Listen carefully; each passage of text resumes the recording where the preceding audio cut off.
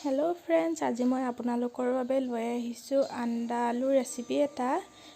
ৰেচিপিটো শেষলৈকে চাব আৰু শেষত জনাবলৈ নাপাহৰিব আপোনালোকৰ কেনেকুৱা লাগিল। ব'লক তেন্তে ৰেচিপিটো আৰম্ভ কৰোঁ। এয়া মই চব্জিখিনি বনাবলৈ এইখিনি কাটি লৈছোঁ, পেষ্ট কৰি ল'ম। এতিয়া মই ইয়াতে ভাজি ল'ম আগতীয়াকৈ আন্দাকেইটা।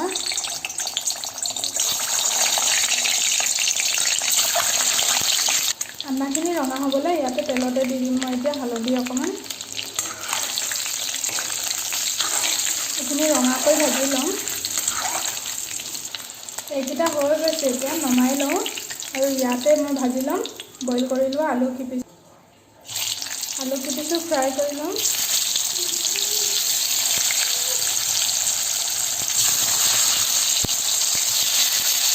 এয়া আলুখিনিও ফ্ৰাই কৰা হৈ গ'ল, এইখিনিও নমাই লওঁ। এতিয়া আন্দা আৰু আলু ভাজা তেলখিনিতে দি দিম মই পিঁয়াজ।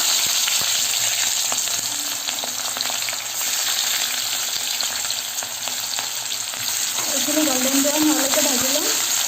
এতিয়া এইখিনি গল্ডেন ব্ৰাউন হৈ যোৱাৰ পিছত ইয়াতে দি দিম মই পেষ্ট কৰি লোৱা বিলাহী, আদা, নহৰুখিনি। এতিয়া ইয়াতে দিম মই হালধি, নিমখ আৰু গেছটো ল' ফ্লেমত ৰাখিব, নহ'লে জ্বলি যাব। আৰু লৰাই যেতিয়ালৈকে মছলাখিনিৰ পৰা তেল বিৰিঙি নাহে তেতিয়ালৈকে মই ভাজি থাকিম। আৰু মই ইয়াতে ৰেড চিলি পাউডাৰ অলপো দিছোঁ, জিৰা ধনিয়া পাউডাৰ, হালধি। এইখিনিতে ভালকৈ ভাজি থাকিম লৰাই যেতিয়ালৈকে ইয়াৰ পৰা তেল বিৰিঙি নাহে। এইখিনি মছলাখিনি ভজা হৈছে আৰু ইয়াতে দি দিম এতিয়া মই অকণমান পানীখিনি দিয়াৰ পিছত ভালকৈ উতলিবলৈ দিম এবাৰ। তাৰপিছত দি দিম আন্দা আৰু আলুখিনি। এতিয়া দি দিম মই কাটি লোৱা পিঁয়াজৰ ঠাৰিখিনি। তাৰপিছত ভালকৈ ঢাকি দিম এবাৰ উতল অহা। এয়া পূৰা উতলি আছে। এতিয়া ইয়াতে দি দিম মই আলু আৰু আন্দাখিনি।